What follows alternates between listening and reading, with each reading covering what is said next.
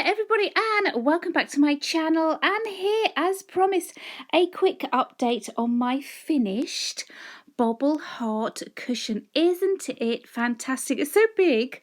I'm just actually holding the camera, so excuse me if I'm shaking a little bit, but it's so big I can't get it in frame otherwise.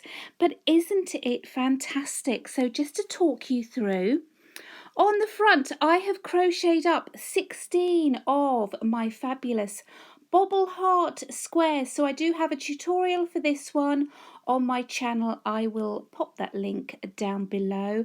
So I've chosen 16 different colours. And then what I did is literally UK double crochet them together. So if you use US terms, that's US single crochet.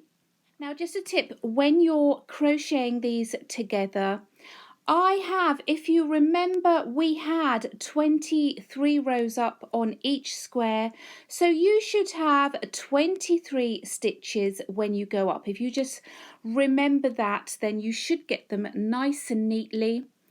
Again, going across, we had 21 stitches to start with, so you should have 21 stitches when you're crocheting them together, okay? And then what I did, I crocheted this way first, then I went up, and if you can see, then I just sort of crocheted over the top of these stitches here, going up on each one. As long as you're just consistent with that, then it should look nice and neat. So before I show you how I crocheted the front and the backs together, I'm just going to show you the back.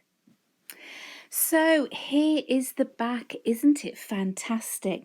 So I've literally used the same colours as the front, and I've just randomly been double crocheting, that's US single crocheting, these stripes going up. So to make your back fit nicely, you need to have the same amount of rows going up as the squares on the front. So as every square, as I said, was 23 rows up, there's 4 squares going up. So doing the maths, you would need to do 92 rows going up. Now just be aware, because I have bobbled on the front, when you do your 92 rows up, or whatever it is, you know, whatever your maths works out as, because of the nature of the stitch, and on the front you've got bobbles, this will seem to be slightly shorter,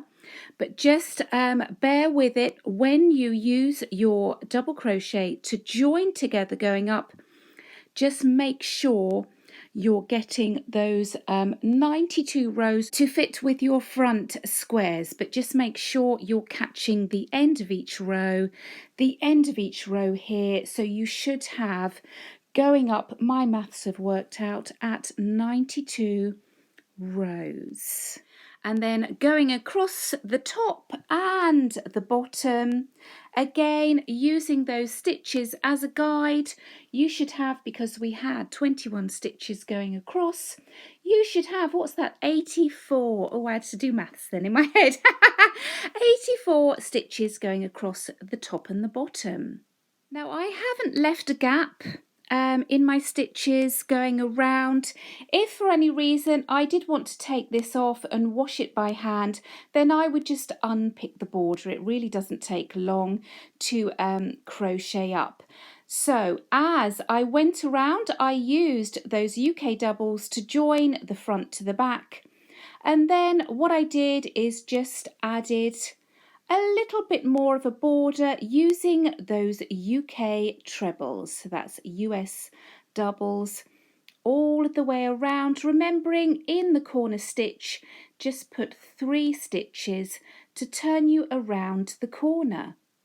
So there you go. I absolutely love it. It's so nice and squishy. So let me know what you think in those comments below, and I will see you here next time. Bye bye.